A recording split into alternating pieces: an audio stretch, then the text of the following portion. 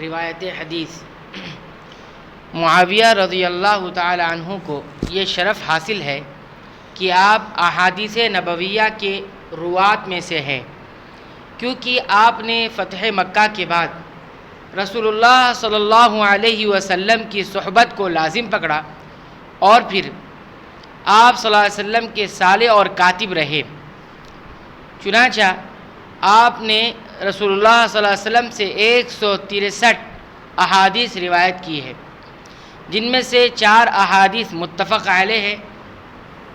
یعنی بخاری و مسلم دونوں کے اندر ہے، اور اس کے علاوہ 4 احادیث صحیح بخاری میں اور 5 احادیث صحیح مسلم میں ہیں۔ رعایا کے ساتھ معاویہ رضی اللہ عنہ کا برتاؤ بہت ہی بہتر تھا، جس کی وجہ سے لوگ آپ سے محبت کرتے تھے۔ صحیح مسلم میں ہے کہ رسول اللہ صلی اللہ علیہ وسلم نے فرمایا، تمہارے بہترین حکام وہ ہے جن سے تم محبت کرو اور وہ تم سے محبت کریں، وہ تمہارے لیے دعا کریں اور تم ان کے لیے دعائیں کرو، اور بدترین حکام وہ ہیں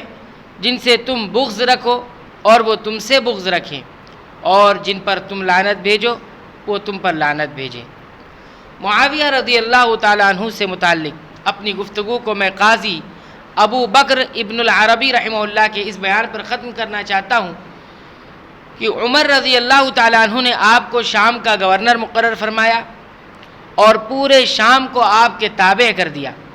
اور عثمان رضی اللہ عنہ نے آپ کو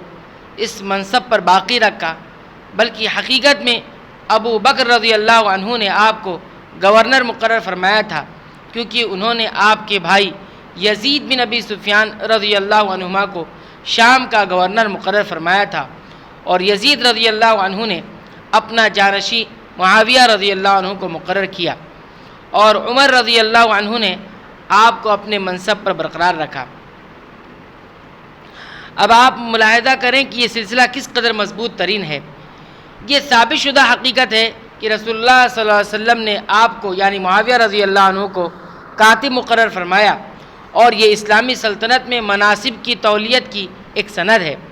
آپ سے پہلے اور آپ کے بعد یہ شرف کسی کو حاصل نہیں۔ چنانچہ آپ کی ولایت پر رسول اللہ صلی اللہ علیہ وسلم اور خلفائے ثلاثہ یعنی ابو بکر، عمر، عثمان رضی اللہ عنہم کا اتفاق رہا۔ پھر نواسۂ رسول صلی اللہ علیہ وسلم حسن بن علی رضی اللہ تعالیٰ عنہ نے آپ سے مصالحت کی اور آپ کی خلافت کو تسلیم کیا۔ تو یہ عثمان رضی اللہ تعالیٰ عنہ کے دور کے گورنروں میں سے پہلے گورنر حضرت معاویہ بن ابی سفیان رضی اللہ عنہ کا تذکرہ تھا۔ اگلے درس میں انشاءاللہ عبداللہ بن عامر بن قریظ اموی جو عثمان رضی اللہ تعالیٰ عنہ کے مقرر کردہ گورنروں میں سے گورنر ہے، ان کا تذکرہ کیا جائے گا۔ اللہ تعالیٰ سے دعا ہے کہ رب العالمین تو ہمیں صحابہ کرام کی سیرت طیبہ سے کما حق و فائدہ اٹھانے اور اسے اپنی زندگی میں نافذ کرنے اور امت تک بڑی امانت داری کے ساتھ پہنچانے کی توفیق عنایت فرما، آمین۔